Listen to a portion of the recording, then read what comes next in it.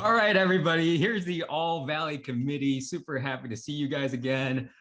Hope you're all doing well. Happy Hi, everyone. Happy New Year. Valley. It's karate time. It is karate time, and I'm taking over today's meeting, even though I'm not the president. Ron is the president, however. Today we're talking to Brian Troxell, who plays Gavin, Carrie AnnMarie, who plays Sue, Matt Lewis, who plays Ron, and Keith Arthur Bolden, who plays Daryl. And we are the All Valley Tournament Committee in Cobra Kai. We first appeared in season 1 and then came back this year in season 4.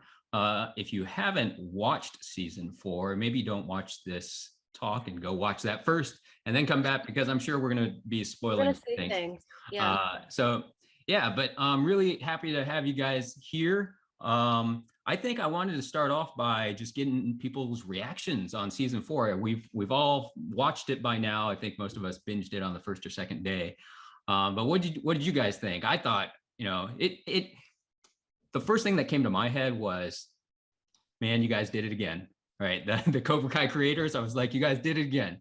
Like you've been 3 seasons of amazing stuff, and like sometimes shows like they fall off a little bit, but just another amazing season. Yeah, I think I'm just continuing to have my mind blown by the heightening. Every season is getting heightened. And this one ended, and you can already see it. They've teased you with season 5 and where it's going. I'm so excited to see, what's coming. They gave us little crumbs. Right. Yes. I tell you, I did not read the scripts. I don't like to read because I'm playing Daryl, right? So the other storylines don't really affect me. So I don't need to know because I'm a fan of the show. So I want to be found out like everyone else. And at the end, we can talk about it now, right? We can talk about it. Yeah. If you haven't watched it, that's your problem. So at the end of episode 9, I was like, that last scream, Sensei!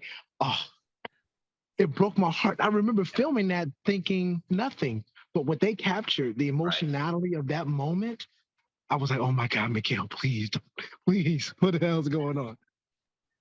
Yeah, I mean, I think I am also a super fan of the show. I've said this a million times. I'll say it a million more times, that it's just so mind-blowingly bizarre and awesome to be a part of the show and to be a part of the show with y'all. But like, I grew up a big Karate Kid nerd. I was in 4th grade in 1984. This franchise has always meant a lot to me.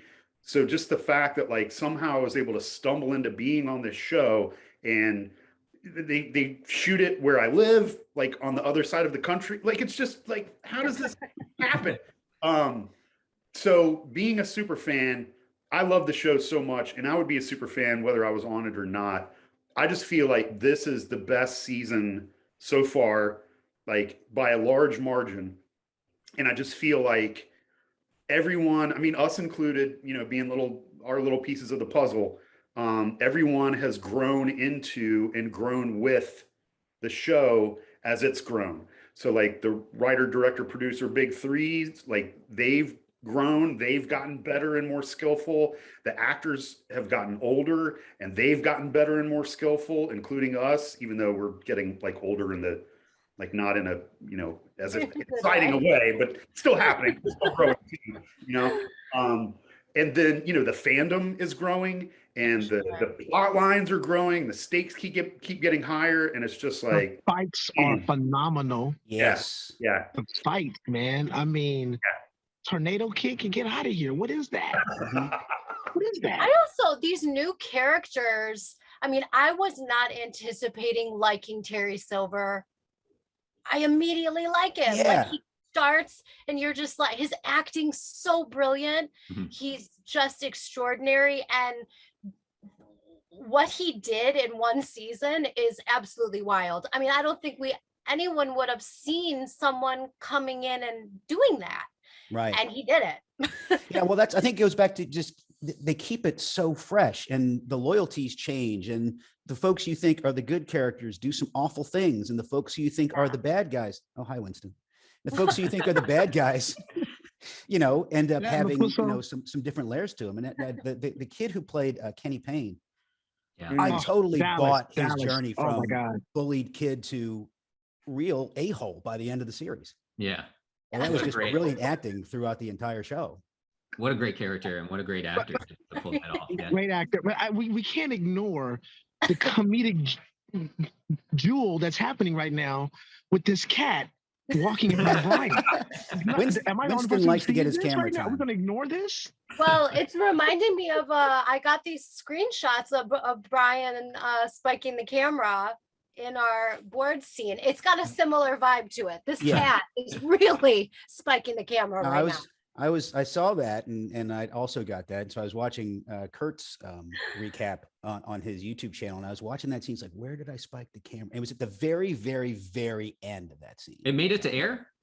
Yeah. Yeah, apparently it did. Oh, It I was, didn't know. I mean, I could tell where it was like we were done. Yeah. Right. They just hadn't said cut yet. I remember it was like we were done and we were walking away and they were just still filming. So it was probably a very natural instinct to look in that direction to see if we were still working at the time. Yeah. That's one of the funniest things about working on Cobra Kai in general. Like, first of all, I love the fact that we always work really fast. Like, Yeah. you know, we're doing like 6, 7, 8 takes a setup, if that. And if they got it, they got it, and we move on. It's great, you know. Like, I'm always like, you know, by the time we're on the 20th take of something, I'm like, why are we doing this? Like, we got whatever we got. Like, it's just now. Sure. I use 4 different things. Yeah. Now I'm out of things, and I'm Give just. us a note that you know, Yeah, what do you exactly. want at this point? I want you to say we can stop so I can go get some almonds. Like, I'm done. Right. You know, Matt, to your point, man, I think that says a lot about, you know, we see each other when we shoot this, right? But we stay in touch. Yeah. And I think the familiarity we have with one another helps us shoot so much faster when we're in a room and we're able to jive. I'll be like that boardroom scene was so much fun that day to shoot, man. And yeah, they just we let were us do, vibing. they let us play so much Yeah. that Yeah. day. I Even as also a new think guy they coming have a in. really clear communication and vision of what they like, and they're kind of just letting what happened happen. And they're working, you know, Hayden was working right with the director there. So it is like a team, and they always have this real team vibe to what's going on that I think puts everyone on the same page. And so it's able to move quicker in that way too, instead of someone having to, like, I don't know, phone an office of people to see if they like Right. what just happened. or Having what- the Brian's auditioning showrunners for right the there on the villain of floor. season 5 right now. What is it? Said Brian's auditioning for the villain of season 5 right now. Yes, yes. Yeah. We're season 6. Carrie Season over 5 already second. finished. Yeah. Mr. Bigglesworth, or whatever the cat's name is. Yeah. But Yeah, Matt, like, I wanted So to sweet though. Come on. Matt, I wanted to comment on Gotta get his camera you time. said you know, being a fan of the show, regardless of whether or not you were in it or not. There was a moment while I was watching episode 9, so invested into the show, and they're doing the whole skills competition and all that type of stuff, and then we pop up on screen, and I totally forgot we were in the show. Like, I was surprised. I was like, oh wait, that's us. Oh yeah, that's yeah, we're it's there. the same thing. Like, I watched the show so many times. I'm already on my second rewatch for season 4, and it's the same thing. Like, especially if it's an older season, and I just sort of have it on. Like, it's memorized. I've seen it a million times. It's like having Star Wars on. Like, it's on. I don't need to have my eyeballs glued to it. I know what's happening. But then every once in a while, I'm like, oh, that's me. Like, I'm in this too. Wow, that's so cool. You know, like, every time. It's so. And like, I thought I was the scene that I kept going back to watch because it was so brilliant and not what I was expecting, even though we were all there on the day, was turning the Carrie Underwood song into that montage. It was so well done. Right. Yeah. Yeah, I that remember surprised watching me too. that. And I was thinking how very Rocky-ish of it of them to do that. How throwback to the 80s to do the rock song with the montage, right? Yeah. I remember watching I always check our stuff first just to see like what survived or whatever and how it comes together. And then I'll go back and I'll watch the season all the way through. So I'd watched us do the Carrie Underwood bit a few times, and I was like, oh, okay, that turned out great. That's really fun. Okay, now let me go back and watch it for real. But then watching it like in context with all the other episodes and being swept up in the excitement of the tournament and having like the montage go down that way, I was like, oh man, this I was like, this song is like perfect, and it's so it goes so well with this montage, you know. I had that song in my head for like a week after we filmed it, and it's since then it's the same thing. I mean, we heard it 30 times that day, so That's yeah, true. it was in there. But you know, I knew Matt was my brother the first season when we were talking, and we had Breaking 2 Electric Boogaloo in common, right? I'm like, who is this white man that knows about Breaking 2? And we've been friends ever since. And I called Matt yesterday. Was it yesterday or the day before, Matt? I think it was the day before. The day before. I had just finished, or I do what you do. I go and check what made it. And I watched episode 9, the beginning of it. I didn't know how it was going to turn out. And the karate time thing happened. I burst into tears. Mm-hmm. I literally burst into tears, man, because I'll start crying again. I'm a crier. Because this is a childhood dream come true. It never in my life was, could you have told me while watching Karate Kid, could somebody have told me, because I wasn't even thinking about acting, that I would be in a franchise to continue the story in such a monumental way. It's not a parody, it's not a satire, it's a real dramedy with real human life experiences. And I couldn't be more proud to be doing it with you all. And shit, the work I'm doing, I'm really proud of it, man. Mm-hmm. Right? Yeah, we're doing some great work, dude. Yeah, some comedic stuff. They need an All Valley committee TV show. I'm just saying. I mean, we've thrown it out there many times. I mean, we're not subtle about it. We talk about it a lot.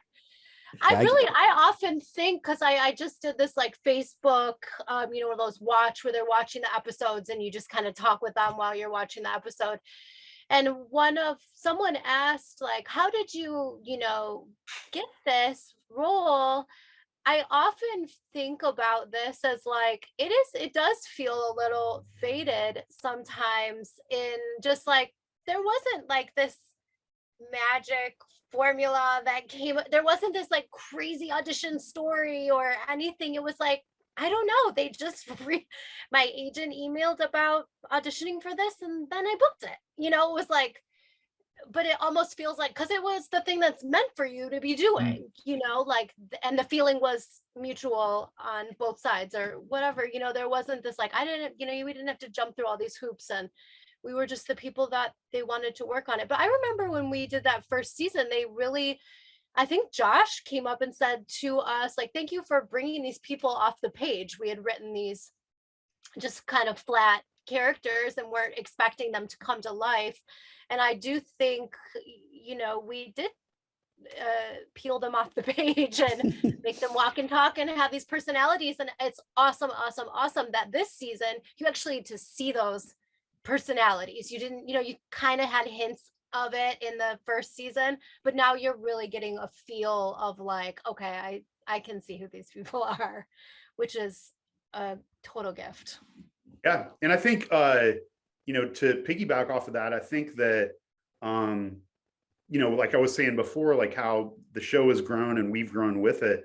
If you go back and look at our work in season 1, like it's good and it's fun and it serves the show well.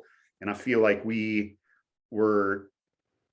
was unconscious because we hadn't seen the show yet, but we were able to find the world of the show and like settle into it. So the stuff that we do in season 1 makes sense.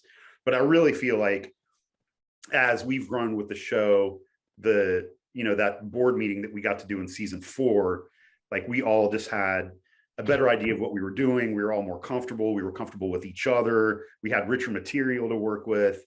And it was just like, we're like a really good ensemble, and I think I'm really proud of the work that we did. And in season 4 in general, And definitely like getting cold open for episode 6 and having so much fun. I mean, you can tell we're having fun. You know what I mean? That's It just was 11 hours. And I think of the production screen knows after. what it is now too, Matt. Yes. I'm sorry, Cara. The production also knows what it is. yeah. And so it's easier for us to look at it and see where we fit in too. And I mean, those 3 geniuses, those 3 creators, they know what they're doing. Right. At this point, Yeah. they know how to, man, they know how to leave a cliffhanger. Yeah. Right. Even on episodes, the buttons on the end of these episodes, I can't stop watching. Yeah. I wanted to stop binging, but I couldn't because it was just such a great segue to the next one. Yeah. And they've Netflix, they roll it out for you. Here come Netflix. Up in 10 seconds. Here comes your next episode. Thanks, Netflix. Yep. Well, I got to hit the watch the credits button before we move on to the next episode. Yeah. But they've moved in a way, they've moved beyond the retro part of the show. Like if you could watch this show and not have seen any of the Karate Kid movies and still be really engaged with the story and the characters and everything that's going on. It was like they've almost eclipsed what it was when it first came back. Was like, oh hey, Karate Kid 30 years later, yay. But now it's like a really good show that stands on its own. Mm-hmm. It doesn't, but they still do a great job, right, of tying in all the stuff from the past. First, I want to say props to you, Brian, for stepping in and fitting right in. Right in. Because I mean, because your first day, I mean, that was your first when we shot that opening sequence for 406. Mm-hmm. I mean, that was your first day working on the show. I believe I only got the role like 2 days before that. I think I got my call. I had my callback audition, I want to say like the previous week. And I booked it on, I think, a Friday, and that was like a Monday or Tuesday. So, but it was like literally first season. Yeah, it was like I got it, and I got it, and I was like, here I am. And you guys were just incredible. It's like it was really easy to just fit in. It's like, okay, you guys are all kind of nuts. So let's. So it was really fun. And it was, but I had auditioned for some. Obviously, we're all actors. I had auditioned for I think a couple of other roles in season 4 and some in season 3 that I didn't get. And watching them, I'm like, oh, I'm glad I didn't get those roles because this was such a fun one. To be a part of like this little group within the show that we all are at this point. And as I said, and I've said this in all, whatever interviews I've done, that you guys made it such a welcoming experience for the new guy coming in. Just, you guys made it great. It was just fun to play around with you guys. And that's unusual we did haze you for a us. little bit, right? I know, I was going to say, we were really mean to Daniel LaRusso, so I shot him some real daggers. Yeah. Lapuso. Oh, that's such a great line. Yeah, I actually started that. A little known fact. Yeah, and now who's really? to say with our Winston again? Who's to say with our scene that got cut out of episode 10? There was never any. I know. on me. Matt cursed that. I don't know if you guys knew that. Yeah, that's my We fault. already had Johnny has an Applebee's joke, so we wouldn't, be maybe a little much if we had 2 Applebee's jokes in one season. Oh. I think that the Applebee's motif is rich. That's It is. It true. is, especially in the Valley, brother. It is. Right. That's But funny. it was supposed to be like at the end of the tournament, and they're setting up Right. all these cliffhangers, and like all the main Sure. characters are having all these resolutions and coming together. I just think like our goofy asses showing up again just doesn't. That's what it doesn't make sense. And Because there it was could be right. But no relief in 10. right, And they It was all- it was just building up the pressure. Yeah. And Yeah. now you're gonna have to wait for season 5. Yeah. True. Yeah. So good, though. Yeah. Hey, I wanted to ask you guys,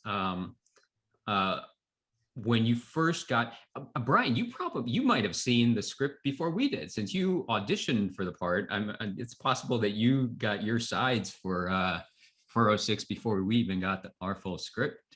If I remember correctly, I think the audition sides were the intro, the intro part that I think that ended with you, Kurt, your line that says you better behave yourself or whatever it is, or whatever it was. It was just that first part. But yeah, it wasn't that whole scene. Oh, it wasn't the whole scene. I got you. But yeah, I auditioned for it the first time, and I did essentially what I ended up doing. And then they sent it out again with like a note, and I was like, well, the note the adjustment note they sent out was what I did the first time. So I just sort of did it again the same way. And then I booked it. So, Nice. but yeah, I got half of that scene from Okay. Audition Stories. I think it's interesting too that the casting director has changed since we booked it to now. Did they take over for season 3? Is that when Feldstein Paris started? I think so, because I think I remember it was Feldstein Paris when I got whatever auditions I got for season 2. That might, I do think different casting directors know different actors differently or have a different want of what they want to see for you. So there might be like some different things that happen now than did in the beginning.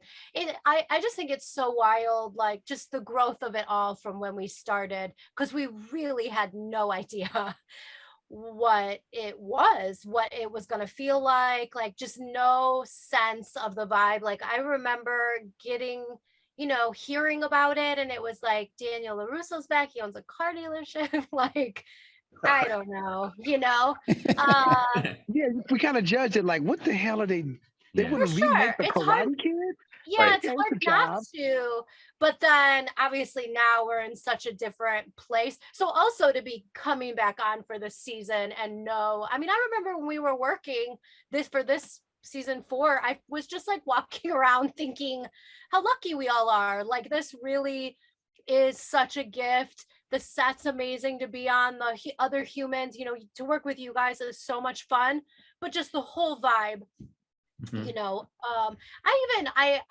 When we were at that, I tell people a lot about John coming over.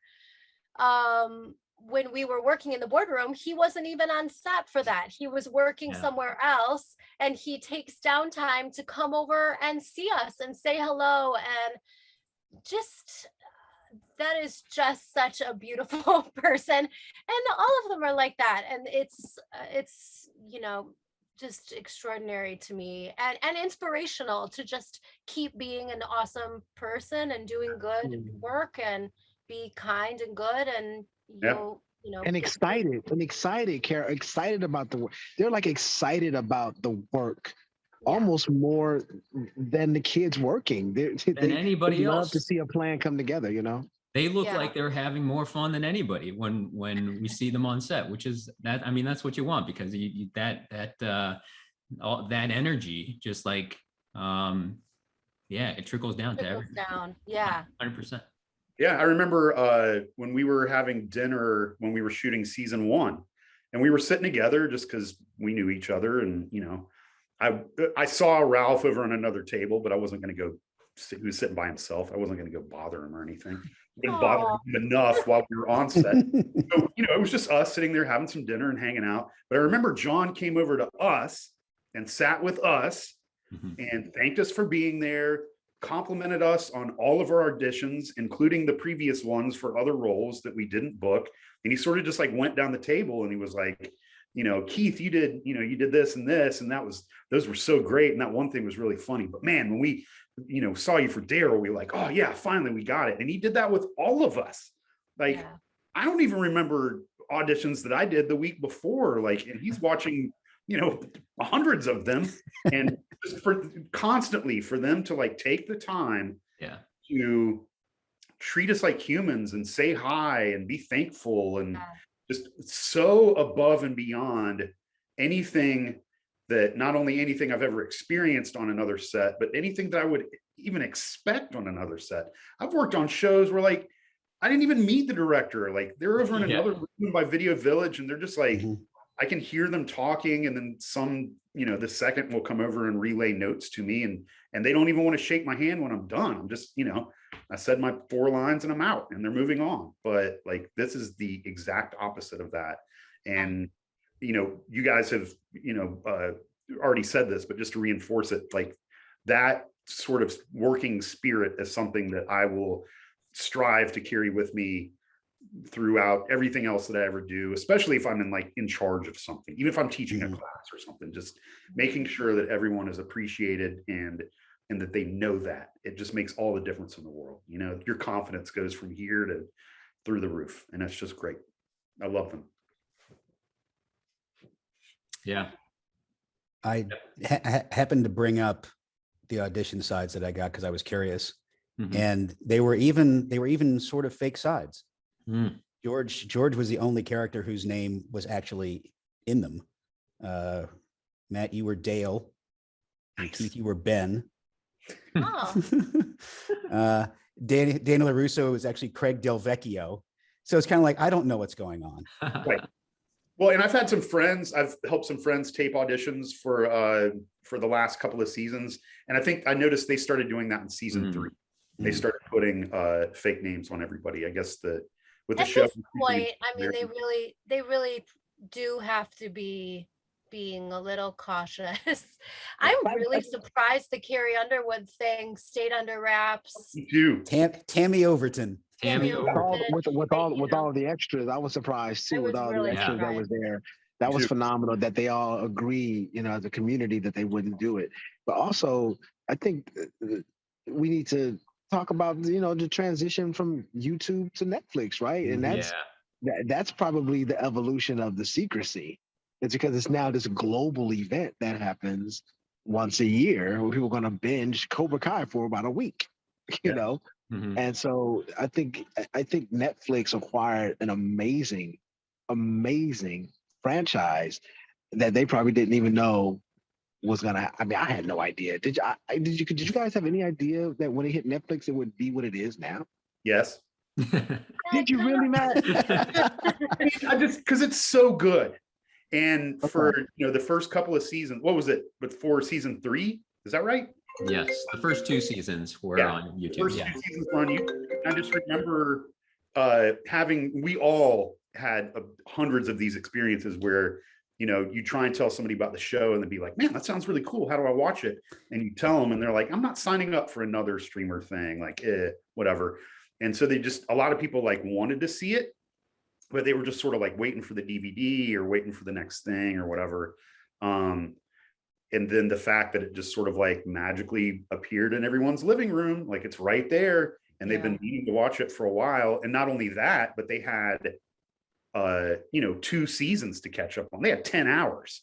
And then season 3 was like shortly thereafter, if I remember correctly. Yep. So like when the world got on board, I was like, yeah, finally, because it's quality, and especially if you look at season 4 and pandemic too. So everybody's in the house. You got stuck at home. Yeah.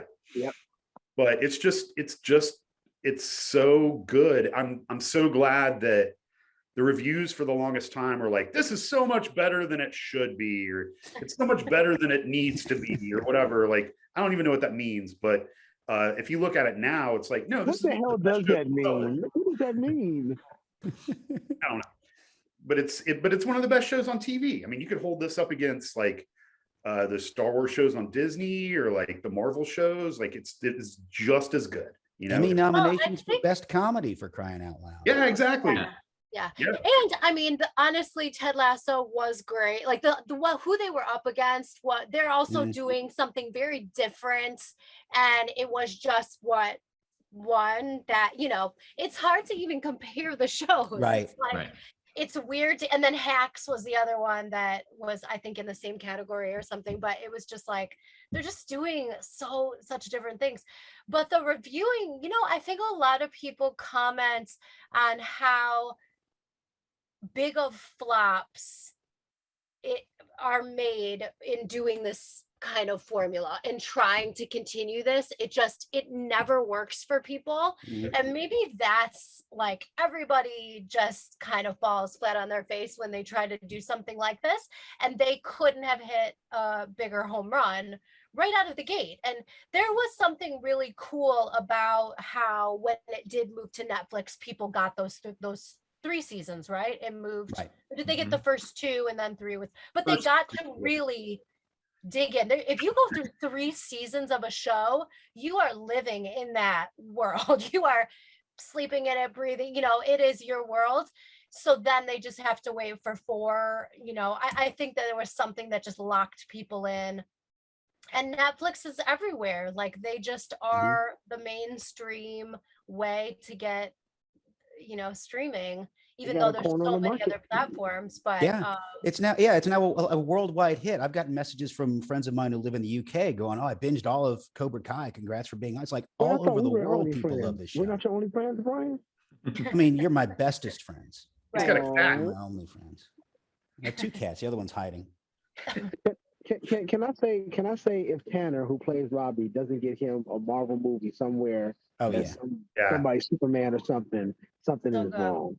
He did some Yeah. phenomenal work Yeah. this season, and his stunt work was great, and being on set with him too was he you know, during that fight, he was committed physically to looking good for camera. I'll just say that he's very committed.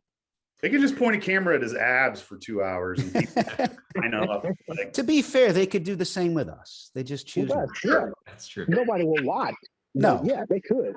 we're You the know, before We photo. can't figure out a way to end this. Can't figure out a way to end the show, so we're going to show the board members' abs. Yeah, they're at the pool. We're the before picture. Yeah, we're Yeah, the, I wanted to ask you guys, speaking of Carrie Underwood, because I can't even remember now. When we got the script, it was Tammy Overton. yes. And even on the call sheet said Tammy Overton.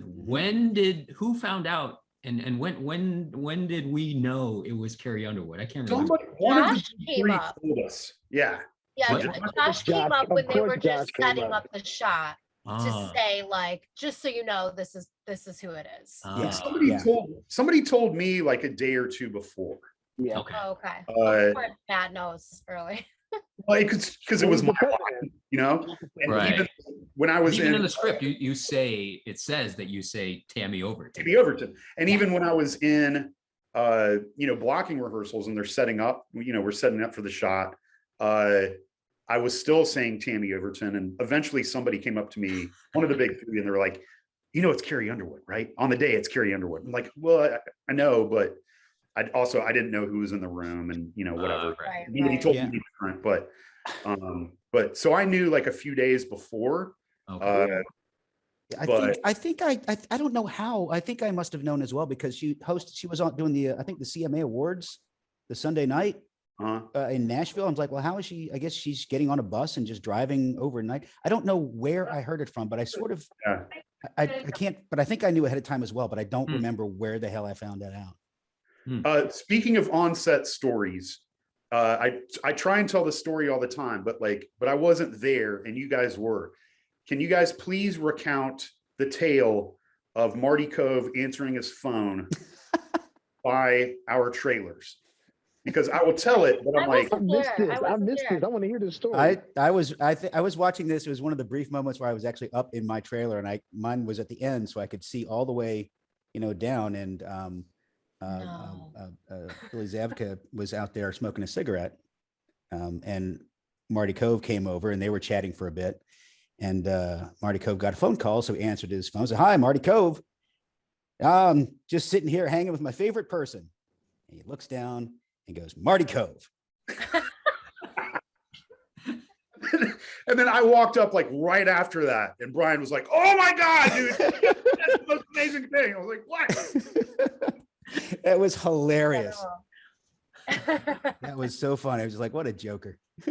What a good-natured guy. Yeah. Well, and I finally got to meet him on season 4. I had never met him before.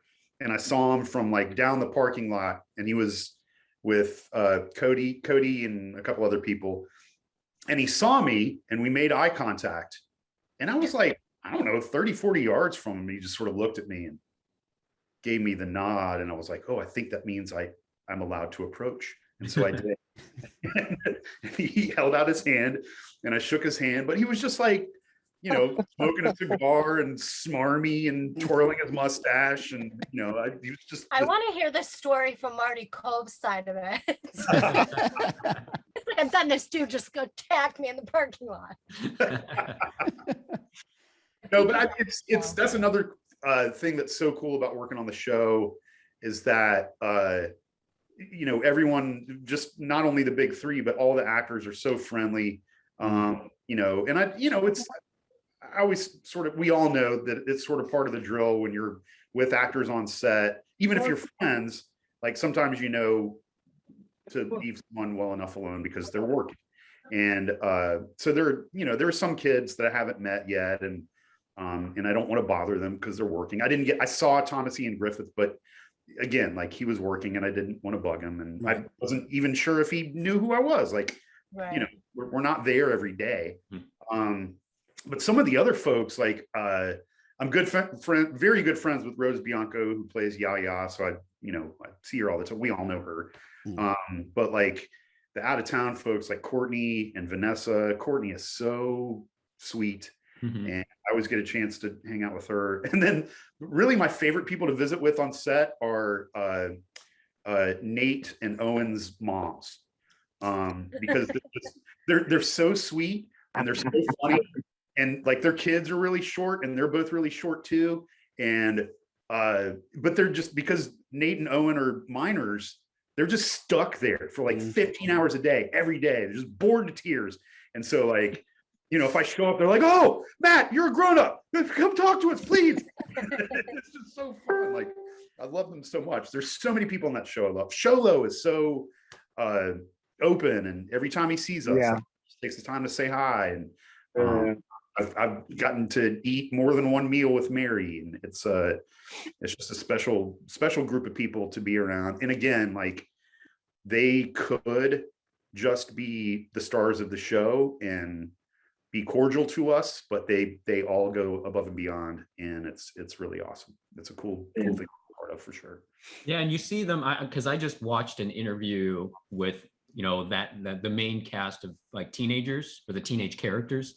Yeah, right. That's similar to this. So they had like one person was interviewing, but they had like all of them all on a Zoom call, and it was very similar type of vibe of like they were all just like hanging out and joking with each other and having fun, and it really seemed like that was you could tell that was their relationship on set, and it clearly carries over to how well they work with each other, and the relationships they portray in the show. Yeah. I remember when I was back for that one scene in season 3, there were a bunch of Miyagi-Do kids that were in that scene too, and so they started the scene, and then they walked into the house, and then Ralph and Courtney have a little exchange, and then I show up.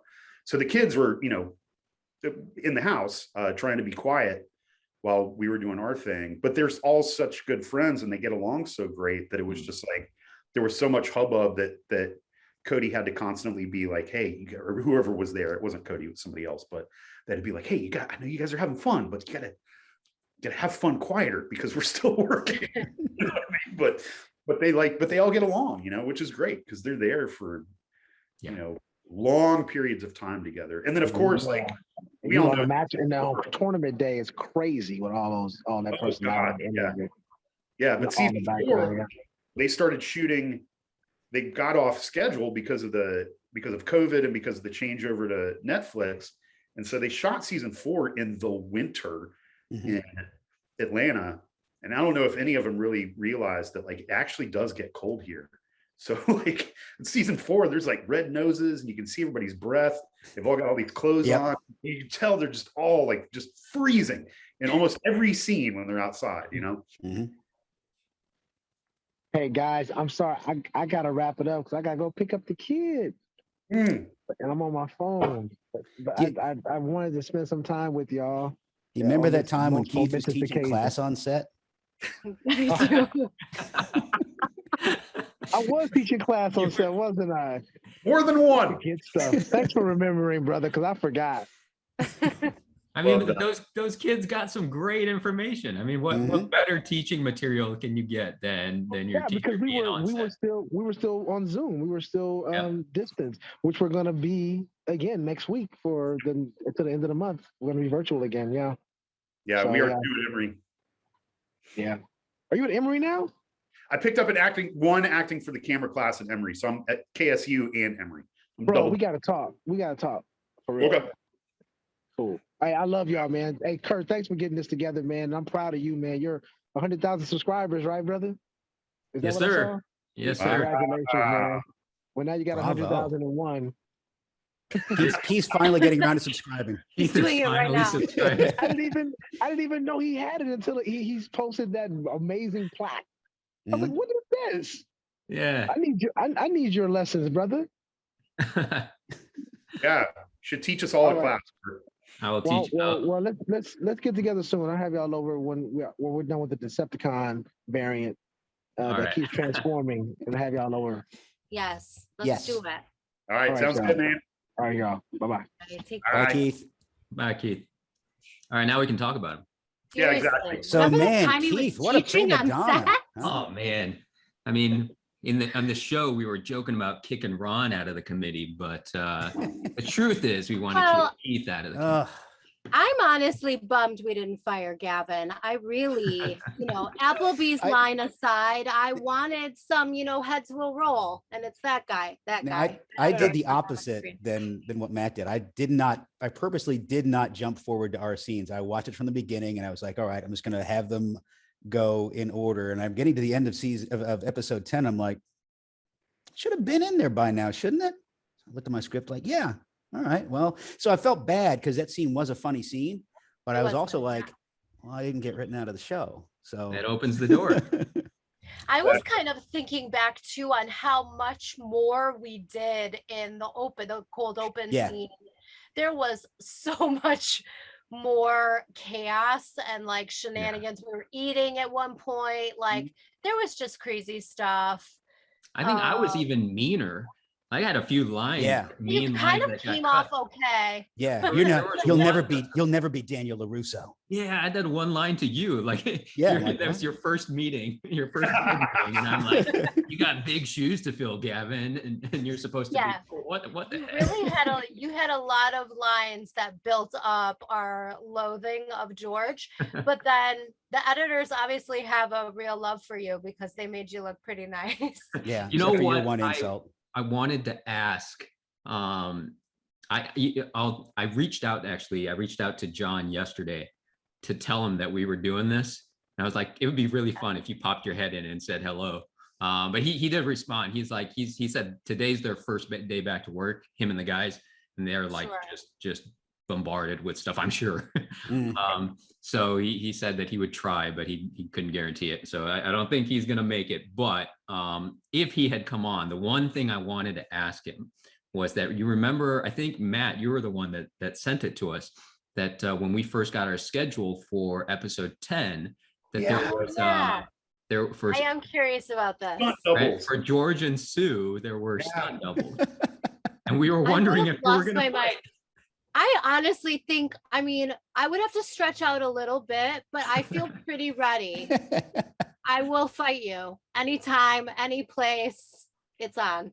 Yeah, I don't know if that was like something that broke out in the board meeting, or if it was like God, that would have been amazing. That never came to fruition. I don't know, but yeah, I saw it on the. It was there.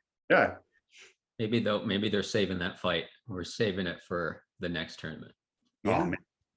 I hope so. A lot of stuff that they didn't film. So who well, knows? And I won't spoil anything for the people out there or for you guys either. If you want to know this information, you can hit me up personally. But a friend of mine has been an Atlanta actor for a few years, but she moved out here from LA. Her and her husband, they're both actors.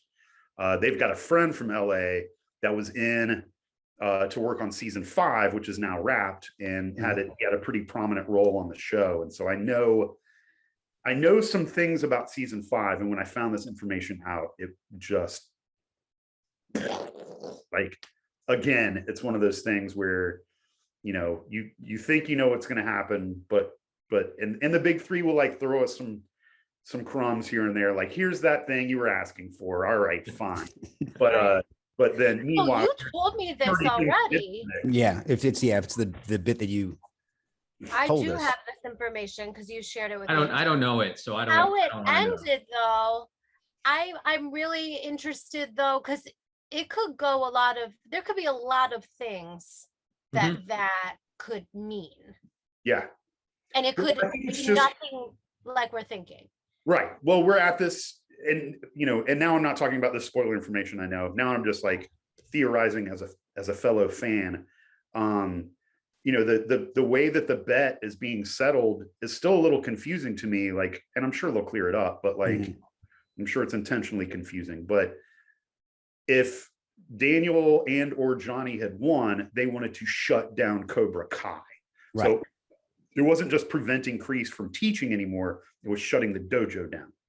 So does that mean since Kreese won, is it just that Johnny and Daniel aren't allowed to teach, or do they have to shut down their dojos? And if so, that mean that they have to like combine into a new one with Chosen? What are they? I believe that was the case, because if you'll remember when LaRusso was having his monologue at Miyagi's grave, he said, "This is too important for me to shut down the dojo because of this." So I think at that point he was like, "I'm not going to do it," even though that was the agreement. Right. It just means Daniel can't teach, but Chosen could, and Daniel could be like silent. I think so. Or he's just breaking the agreement. Right. Yeah. Well, he also says like, I can't honor an agreement with people that have no honor or something. Right.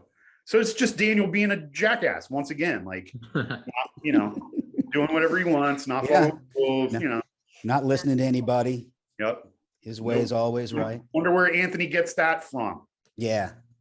Were you all rooting for who were you rooting for during their big fight between Johnny and Daniel?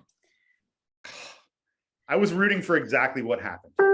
Yeah, them knocking each other out at the same time was the most magical moment. It was lovely. I don't think there was any other way to do it other than the other angle. But I do. If I were going to pick someone, I was actually pulling for. I was pulling for Johnny.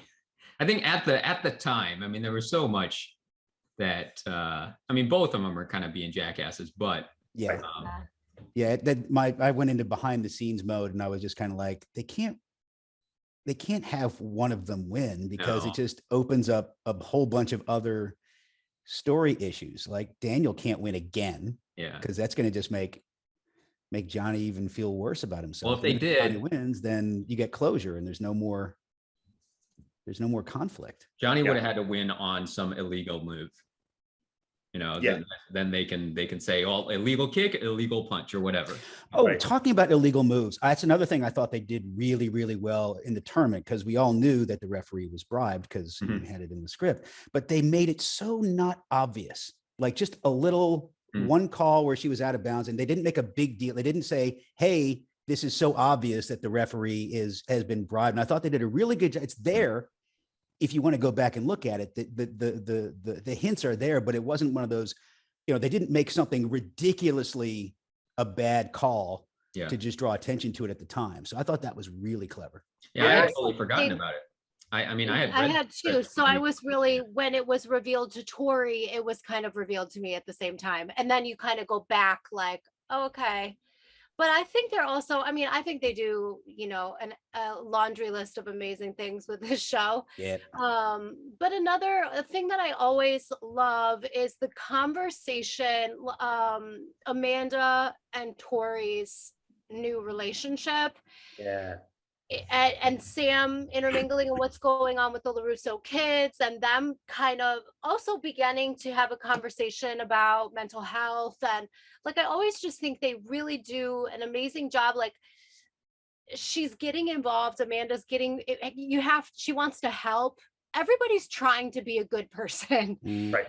And they have reason that they make these choices, and it isn't ill-intentioned, yet it goes off the rails at some point, and then they have to figure it out, or people are hurt in the mix of it. And also Robbie and Johnny coming back together and just hugging, like, I'm like getting so emotional about it. But a lot of tear-jerker moments in this season. It was it really, because he wants it so bad, and Robbie's been so angry, and he does such a beautiful job. Tori's doing the same thing. Peyton List is doing such a beautiful job of the pain that she carries with her all of the time, that is just there. And it's like, she just wants to survive. That's all she's trying to do. Like when Johnny said, "I love you, Robbie." Robbie, I was literally about to bring that up when he was drunk and said that. Just like, just a gut punch. Yeah.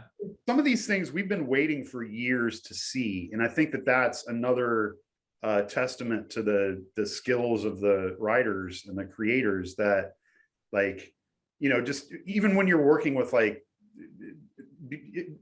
green actors, like young actors and like a beginning acting class or something like that.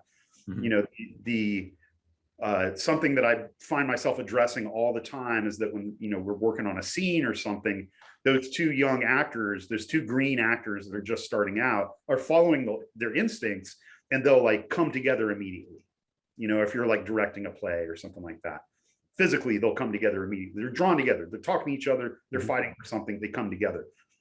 And my note is always like, yeah, of course you're coming together. See how long you can fight against that. I know you want to, I know you need to, but the stakes are higher if you delay that as much as you possibly can. That's the end of the scene. That's not the beginning of the scene.